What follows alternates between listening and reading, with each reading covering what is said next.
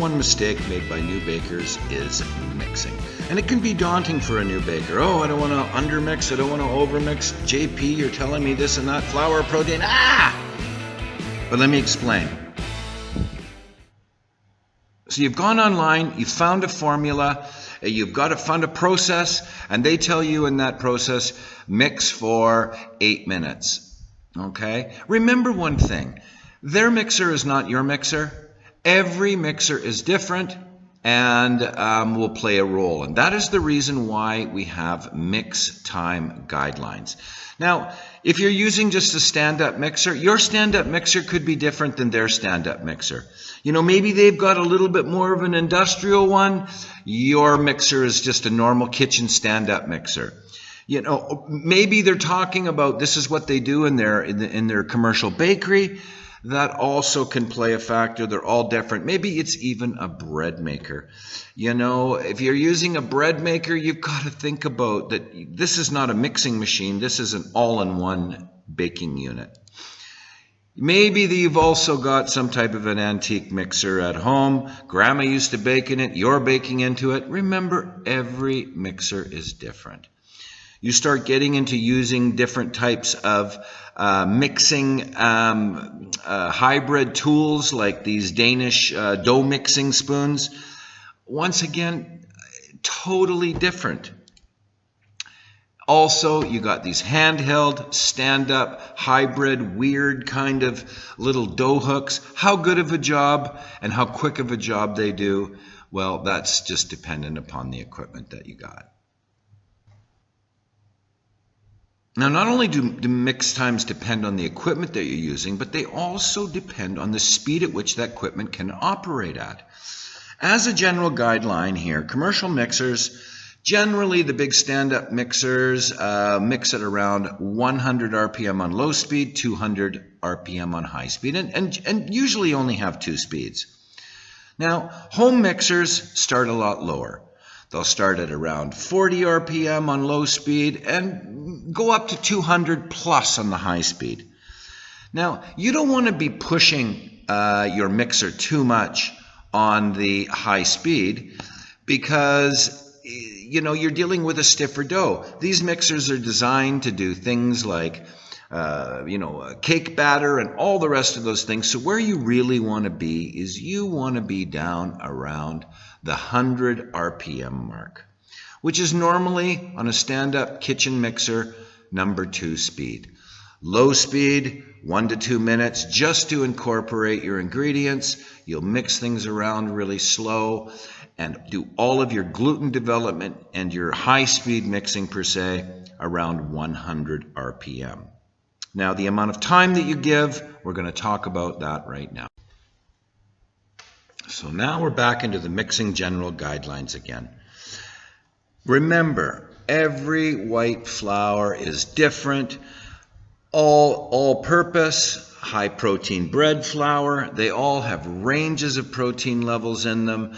And they can be different from brand to brand and crop to crop.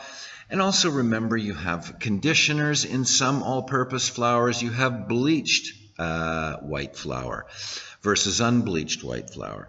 Conditioners, bleaching, high protein, medium protein, all of these things come in and play a role in the amount of mix time that you can give that your dough needs in order to develop out the gluten properly.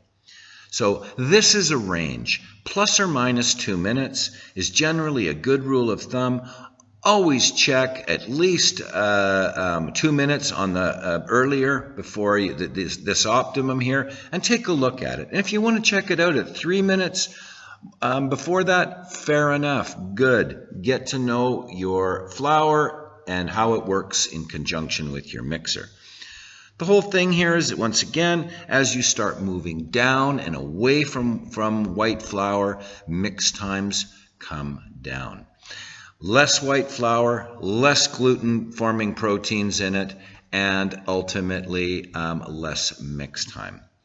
Coarse grains or multigrains and those types of things, they also, you don't want to be cutting up your gluten, spending extra time destroying what you've created because you've got a multigrain with some coarse seeds or whatever you've got inside your multigrain mix.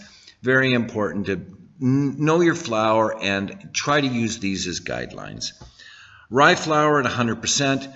Well, you don't mix it on high speed very much because it really has no gluten in it. I mean, very little. The idea with rye flour is just to blend it all, get it into a nice homogeneous mass, and where it kind of all comes together nicely. So these are the guidelines that you need to kind of work towards. With hand kneading, you're always up a little higher, depending on your skills and your technique. That'll depend on how much higher you need to go. Also, keep in mind that these mixing guidelines are there for a reason.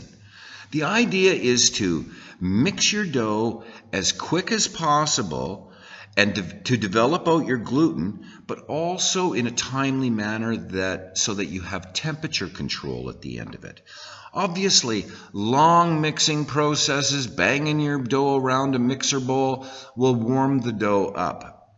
And that could be caused by too low of a speed, maybe your dough hook is inefficient, or the type of hybrid paddle or whatever that you're using on there is not doing its job. A lot of different factors can increase these times significantly and ultimately lead to temperature issues. Now, we know the temperature that we want, 76 to 78 degrees final temperature.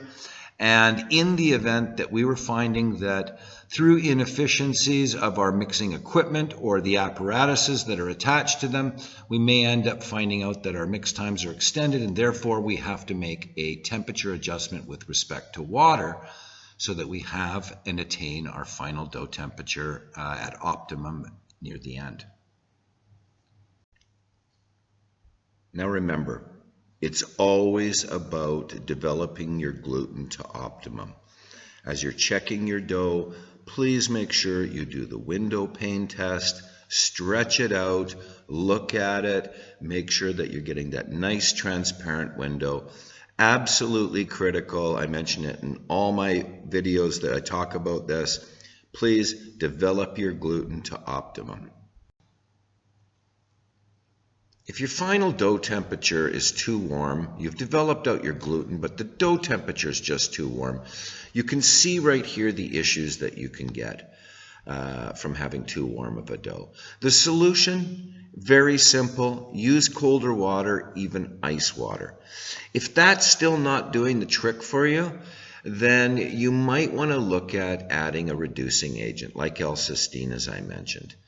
And if that isn't doing it and you've still got very extended mix times, then I would really recommend evaluating your mixer and your mixing equipment. Now, if you have a too cool of a dough, you can see the difference in the issues. There really isn't any.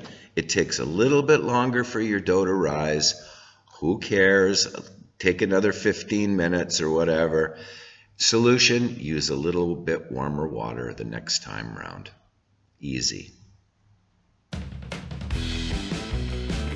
Thank you for watching the video, and I can't stress enough the importance of really keying in on mixing when you're starting off as a new baker. So think about it and really pay attention to your mixing process. You will have much better results. Follow the recommendations that I've given, and you are going to make big improvements on your finished product quality. If you have any questions at all, please don't hesitate to drop me a line in the comments section. I'll answer any questions that you've got, and we'll see you next time on No BS Baking.